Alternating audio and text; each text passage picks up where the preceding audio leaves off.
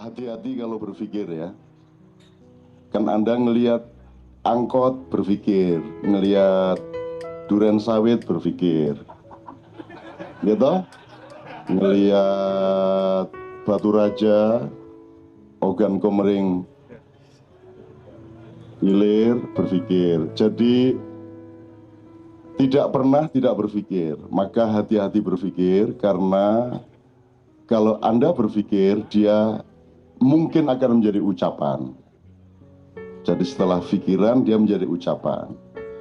Maka tingkatkan kehati-hatiannya di dalam mengucapkan sesuatu, karena ucapan itu akan bisa menjadi tindakan atau perbuatan. Maka Anda harus meningkatkan lagi keputusan untuk bertindak sesuatu, karena tindakan itu akan menjadi kebiasaan hidup Anda. Kemudian tingkatkan lagi sampai ke tingkat 4. Tindakan hidup Anda ini karena sudah menjadi kebiasaan, maka lama-lama dia menjadi karakter hidupmu, menjadi karakter pribadimu. Sudah menjadi baku, sudah menjadi monumen. Hati-hati, jadi kalau sejak cara berpikirnya sudah salah, maka nanti hasil karakternya juga salah. Maka tingkat kehati-hatiannya ditingkatkan terus. Kalau sudah jadi karaktermu, hati-hati. Dinilai kembali, diregulasi kembali, diidentifikasi kembali, dikritisi kembali karakter yang sudah terlanjur menjadi dirimu itu, karena dia akan menjadi unsur kebudayaan dan bersama-sama akan menjadi kebudayaan masyarakat. Dan kalau kebudayaan masyarakat dibiarkan tanpa kritik atas dirinya sendiri, maka dalam jangka waktu tertentu, waktu akan mengambil keputusan bahwa kebudayaan itu akan menjadi peradaban. Kalau sudah jadi peradaban, Anda tidak bisa merubahnya lagi. Demikianlah Indonesia dengan korupsinya, Indonesia dengan kecurangannya, Indonesia dengan kedengkiannya, tidak bisa dirubah lagi. Maka pisahkan dirimu dari Indonesia yang itu. Temukan dirimu. Temukan dirimu. Kamu regulasi lagi. Kamu teliti lagi benihmu, kesejatianmu. Kemudian kalau kamu mulai berhati-hati lagi mikirnya, karena sehat tidak sehat ditentukan oleh benar nggak kamu mikirnya. Misalnya kamu ngelihat kasus korupsi, kalau di sinimu tidak benar kamu ngitungnya, mikirnya, maka dia akan menjadi susunan saraf yang nyerimpeti hidupmu. Jadi ketidakbenaran berpikir itu akan membuat destruksi dan disorganisasi dari saluran dan struktur sel-sel maupun urat-urat saraf-saraf dari otakmu. Disorganisasi saraf-saraf otak akan menciptakan perintah-perintah sengaja atau tidak sengaja kepada seluruh badan. Maka seluruh badanmu itu akan mengalami ketidaksehatan pada jangka yang panjang. Kalau kekeliruan dari otak itu diterusin, dibiarkan, maka kamu akan mengalami sakit. Dan jangan khawatir, dunia tidak bertentangan dengan akhirat. Dunia bagian dari akhirat. Kalau engkau mencari akhirat, pasti dapat dunia. Tapi kalau engkau cari dunia, kamu belum tentu dapat akhirat. Kan begitu. Kalau engkau bekerja keras, engkau pasti dapat duit.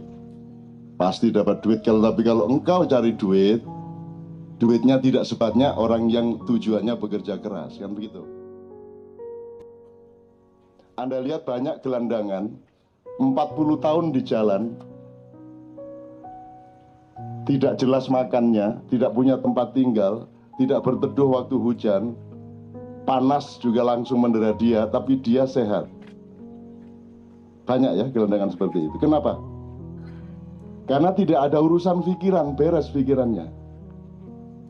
Sementara Anda tiap hari dipecah, nonton TV pecah, ini, nonton mutilasi pecah. Sekarang mutilasi sedang dibunuh loh. Kalau tidak percaya, lihat TV. Ada kalimat pembunuhan mutilasi, jadi mutilasi sedang dibunuh.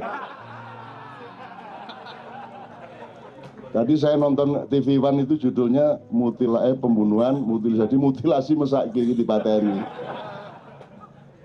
Jadi itu menyusun dua kata aja nggak bisa. Itu berarti ada destruksi serius di otaknya.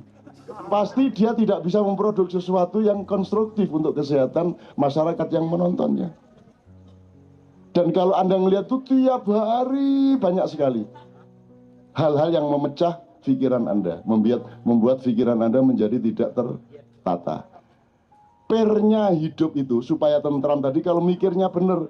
Jadi beliau tadi dapat keputusan hijab itu, pikirannya benar dia, tapi dia belum paham. Tapi dia jelas menemukan ketentraman. Dan ketentraman itu lebih tinggi daripada job yang hilang. Tidak ada masalah. Dan itu tidak berarti jobnya akan hilang. Jobnya akan bertambah. Orang salah sangka. Disangka kalau mencari Tuhan tidak dapat duit. Kalau cari duit terus tidak dapat Tuhan. Kan gitu. Salah sangka, dia bukan persaingan. Tuhan itu bukan saingannya uang. Tuhan itu yang punya uang. Kalau kamu cari Tuhan, kamu dapat lebih banyak uang. Kan begitu ceritanya. Betul nggak? Itu cara berpikirnya. Nah, cara berpikir kita selama ini di Indonesia salah toh. Disangka Tuhan saingannya iblis, disangka Tuhan saingannya uang, disangka akhirat saingannya dunia. Saya tanya, akhirat bagian dari dunia atau dunia bagian dari akhirat? Itu juga belum tentu benar loh, nanti kalau tak kejar loh. Ada buku tadi saya diceritain oleh Ali, ada buku The Power of Now, kekuatan kekinian, kekuatan sekarang. Saya ditanya, Cak, gimana, setuju nggak sama kekuatan? Pokoknya yang penting itu sekarang. Yaitu kan untuk orang-orang Amerika yang linier, orang Barat yang berpikirnya lurus, yang tidak jazzy. Yes. Kalau orang jazz ditanya penting mana, masa silam, apa masa sekarang, apa masa depan? Gimana jawabnya kalau orang jazz? Tentu. Lu kok ada kategori begitu? Uang suku kata yang barusan saya ucapkan, dia sudah bukan sekarang kok, dia sudah menjadi masa silam kok. Sekarang sesungguhnya tidak pernah ada kok. Begitu saya lakukan, dia langsung menjadi masa silam kok. Tinggal satuannya menit, apa detik, apa sekon, apa lebih kecil dari itu, semua menjadi masa silam. Jadi kalau orang mengerti jazz, tidak akan punya rumusan sekarang atau kemarin atau besok. Kalau memang harus menjawab gini, ya sudahlah, yang kemarin aku sekarangkan. Betul enggak? Seluruh masa depan aku kinikan. Bisa enggak? Aku tanya, Bung Karno itu sekarang apa dulu? Nah, tergantung keputusanmu. Sekarang kan Bung Karno. Aku tanya, Muhammad itu dulu atau sekarang? Nah, kalau kamu menganggap Muhammad kemarin, dia sudah nggak usah Muhammad, nggak usah Islam. Karena Muhammad itu sekarang banget. Kapanpun sekarang berlangsung, dia di situ. Kapanpun sekarang itu, apakah sekarang itu besok atau tadi atau kemarin, dia tetap di situ, kan gitu.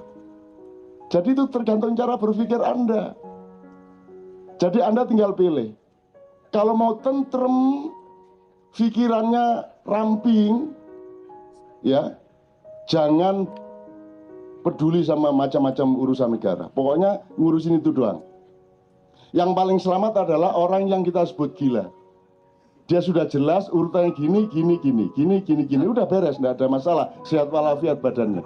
Tapi kalau Anda kan tiap hari, lu gini belok, gini nekuk, gini jungkir, nggak karu-karuan pikirannya, maka muncul stres, muncul pusing kepala, muncul perut sakit, muncul stroke, muncul daya tahan tubuh berkurang, karena perintah dari sini tidak utuh. Jadi pernya hidup adalah berpikir yang benar. Anda harus benar mikir apa saja, bahwa tidak bisa melaksanakan tidak masalah. Tapi sudah benar di sini. Anda tidak bisa menjatuhkan presiden, tidak masalah. Tapi Anda tahu presiden salah atau benar secara tepat di dalam otak Anda, gitu loh. Gitu ya. Kalau di situ saja tidak tepat, itu nanti akan menciptakan sakit-sakit. Jadi Anda kayak mobil tanpa pir. Pirnya hidup adalah kesehatan berpikir. Bukan hati. Hati itu tidak ada urusan, dia diem aja lah kamu. Hati itu tugasnya cuma satu, bertapa. Orang bodoh adalah yang hatinya kesana kemari. Ngelirik rono, ngelirik rene, ngelirik rono, pegatan meneh, dilungkas rabi meneh, Iwan. Kayak saya itu loh, rabi situ ikut dok. Itu loh. Itu teman sekalian ya. Jadi ini soal berpikir ini tolong nanti. Itu sejak di pikiranmu kok korupsinya itu. Iya enggak, Ben? Sejak di pikiranmu, mutilasi. Emang apa yang tidak dimutilasi di Indonesia? Kamu pikir jadi presiden itu benar-benar dia presiden dalam pikirannya? Benar? Presiden itu definisinya adalah di dalam dirinya penuh kepentingan rakyat.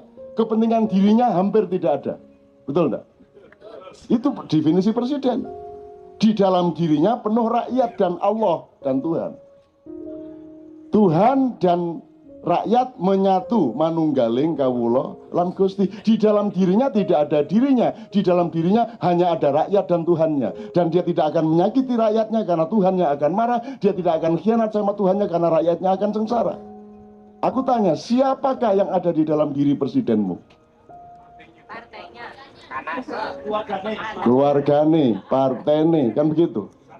Ketika membuat fakta integritas, kepada siapa dia berintegritas? Kepada partainya kan?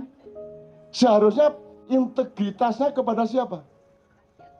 Kepada rakyat, bukan kepada partai. Partai itu alat untuk mengabdi kepada rakyat. Kesetiaanmu bukan kesetiaan kepada partai. Begitu kamu jadi presiden, kamu tidak boleh punya fungsi apapun di partaimu.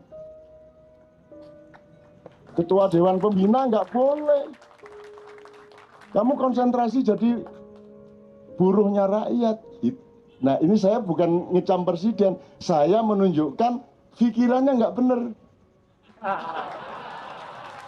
Kan begitu. Kalau pikirannya nggak benar, produknya seperti itu kan tadi saya bilang. Hati-hati berpikir karena pikiranmu akan jadi ucapan. Hati-hati mengucapkan sesuatu karena ucapanmu akan jadi tindakan. Hati-hati bertindak karena tindakanmu akan jadi kebiasaan. Hati-hati dengan kebiasaan tindakanmu karena dia akan menjadi kebudayaan. Dan kalau kebudayaanmu itu terlanjur keliru sejak dari pikiranmu, kamu biarkan dalam waktu yang terlalu lama, maka dia menjadi peradaban. Ibaratnya watu wis dadi akik. Wis angel iku akik iku diapa-apakno. Gitu loh, Rek. Ya, kalau tidak ada perubahan apa-apa yang mendasar, maka korupsi sudah menjadi peradaban Indonesia. Dan jangan ngomong kamu anti korupsi. Jangan percaya kepada siapapun yang bilang saya anti korupsi. Kami selalu anti korupsi, ngono toh? Saya sebagai orang tua bilang ojo percaya. Jangan percaya. Yang mereka tidak suka adalah korupsi tapi ketahuan.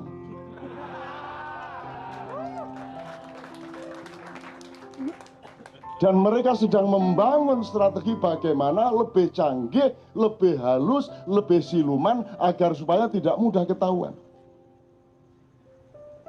Jadi jangan percaya kalau ada anti korupsi. Ngaku saja semua seneng korupsi.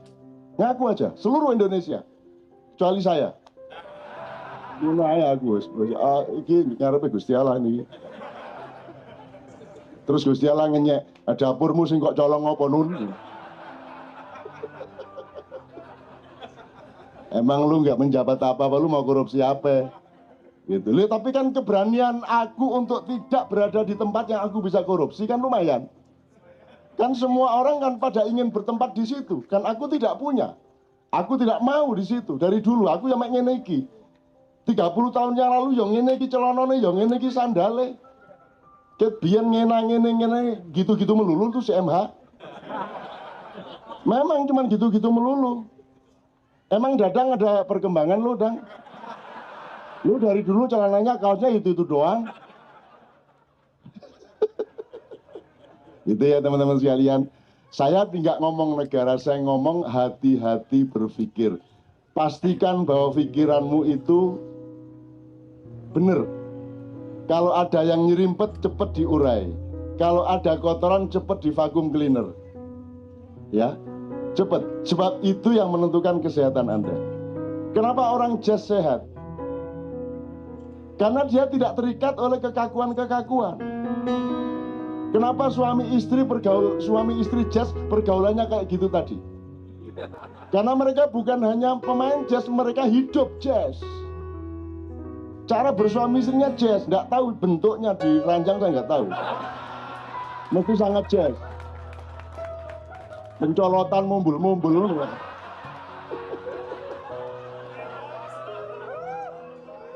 Gitu ya. Gitu. Disinilah ditemukan. Ingat ya Ben, waktu itu pertanyaan Quran itu urut-urutannya bagaimana? Quran kok ditanya mana tepi, mana tengah, mana kanan, mana kiri, wong itu jazz kok. Lu ambil mana aja bisa ya toh Ben. Lu ambil mana aja bisa. Itulah kehidupan, itulah kemerdekaan. Jangan mau ditipu siapapun yang menghadirkan Tuhan kepadamu, yang menghalang-halangi hubunganmu dengan Allah. Jangan percaya kepada pimpinan KJ, jangan percaya kepada Emanuel Najib, jangan percaya kepada Ustadz Kiai siapapun. Itu hak pribadimu untuk menemukan Tuhanmu dengan gayamu, dengan caramu.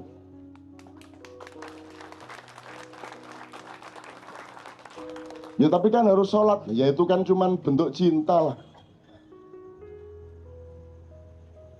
Khusyuk itu, emang bagaimana yang disebut khusyuk itu? Sholat khusyuk itu apa harus ini?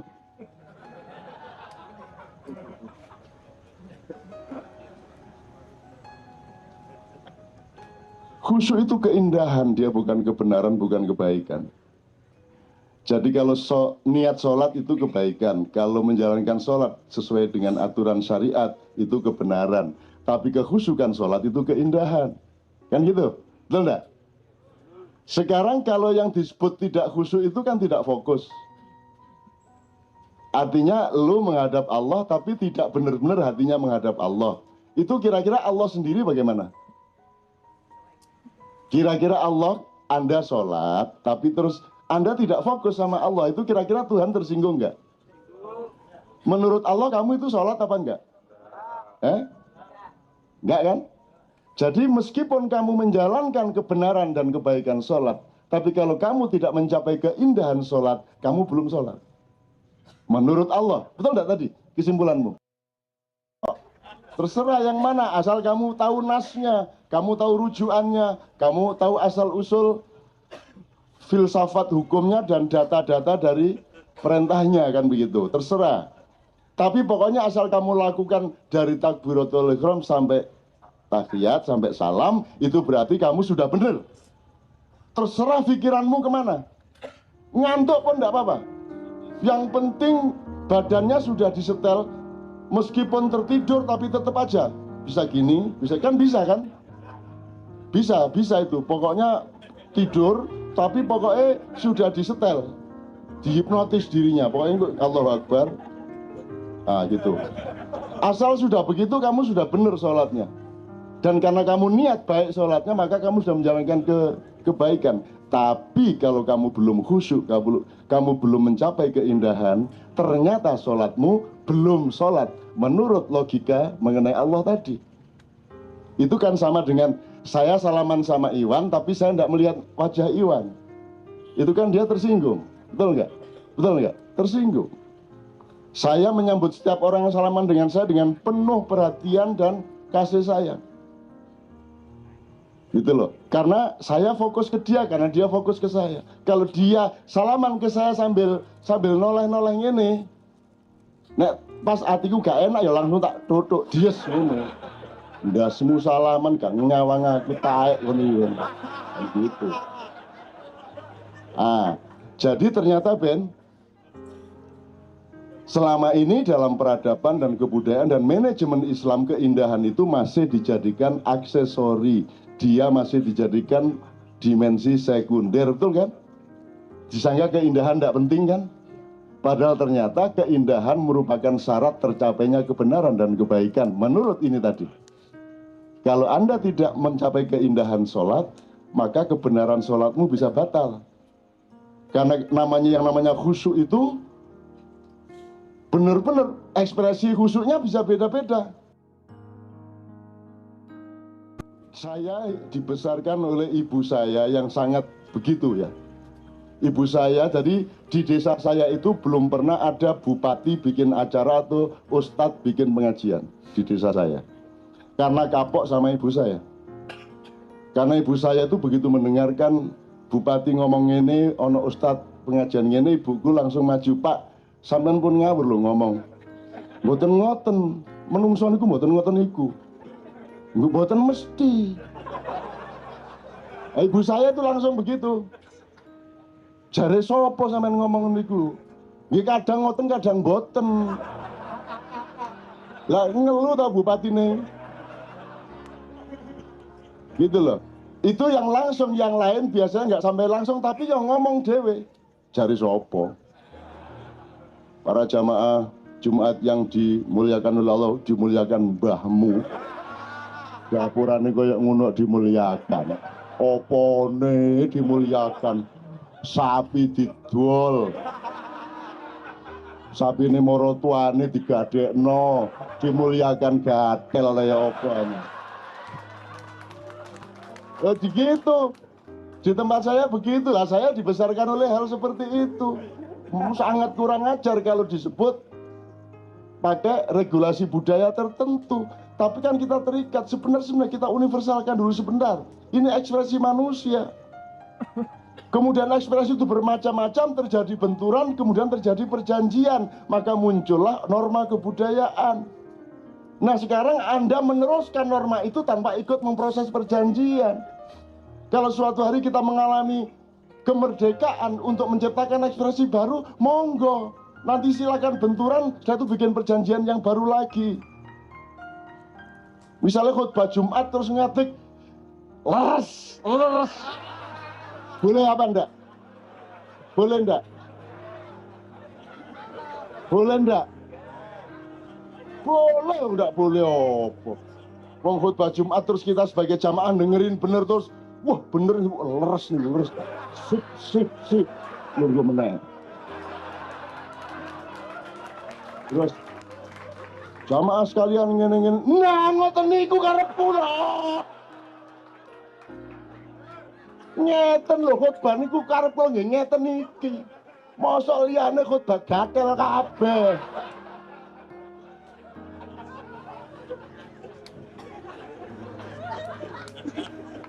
Ini bukan ajaran saya loh. Ini menunjukkan kepada Anda harus menghitung ulang kebenaran-kebenaran yang Anda kenal. Kadang-kadang yang Anda kenali sebagai agama itu tafsir agama. Norma yang ditafsirkan bukan agama. Agamanya itu ketela. Yang Anda kenal itu adalah geduk. Geduk bukan tela. Yang Anda kenal itu mebel, meja, kursi, bukan pohon. Kamu harus temukan pohonnya supaya kamu bisa paham bahwa pohon itu bisa menjadi kursi, bisa menjadi meja. Enggak, sekarang ustadz-ustadz datang memperkenalkan geduk sebagai ketela, memperkenalkan kursi sebagai pohon. Jadi Allah didegradasikan, Allah direduksi, Allah dimutilasi. Maka terjadilah pembunuhan terhadap mutilasi di TV One. Saya kira besok pagi masih ada itu. Pembunuhan mutilasi. Terus nek lu durung takon mutilasi ku arek endi ya?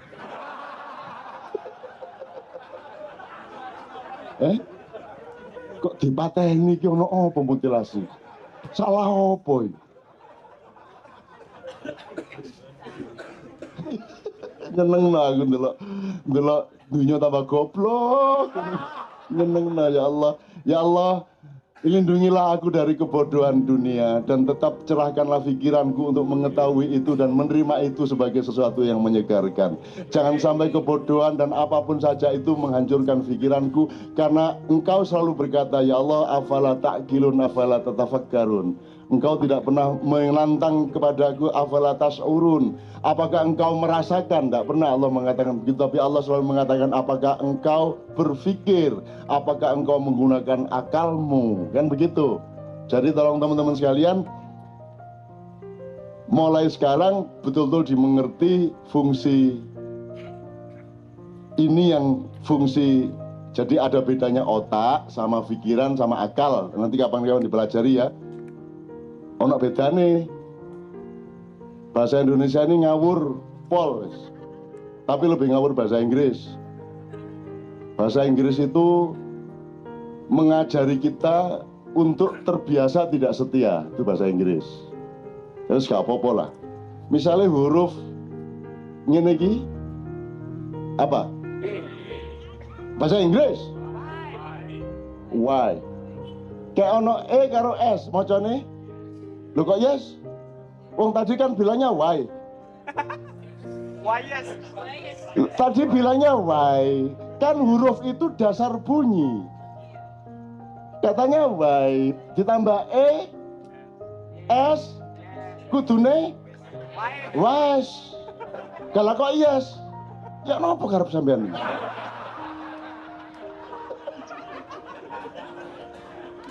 Banyak itu, banyak dalam bahasa Inggris gitu itu. Huruf itu kan dasar bunyi toh. Nek Arab alif, ba, ta, meskipun bunyinya a, ba, ta, tha. Kalau bahasa Inggris kan E, B, C,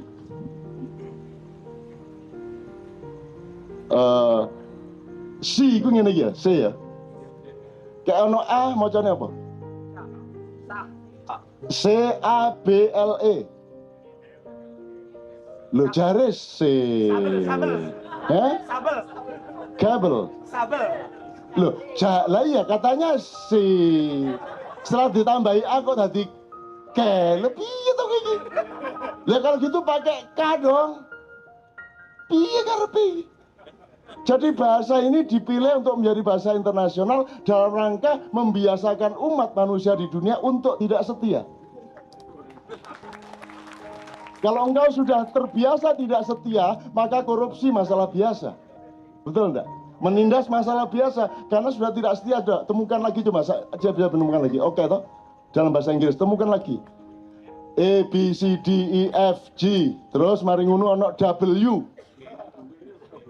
Lu karepmu iku piye W ini? Kalau ngomong huruf belum ada kata, betul enggak? Loh, piye toh? Kalau huruf itu belum kata, huruf dikumpulin baru kata. Lah kok iki ana huruf W. Iki ana double iki apa double iki? Wong niki belum dalem ngertos napa-napa kok enten W niki karepe ya napa? Iki double ta double.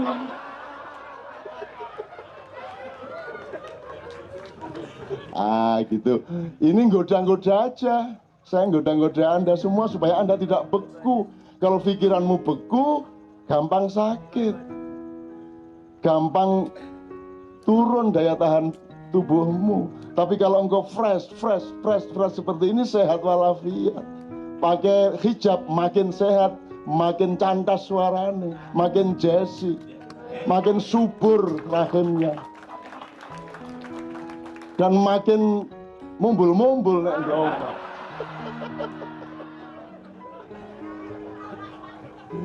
Here sama hear bacanya sama. Piye to karepe? Itu kan sangat sederhana toh. Kalau here itu ya H I E R, here. Gimana sih? Yang satu nulis here, mocone. Yang satu nulis hear, mocone. Iya tadi.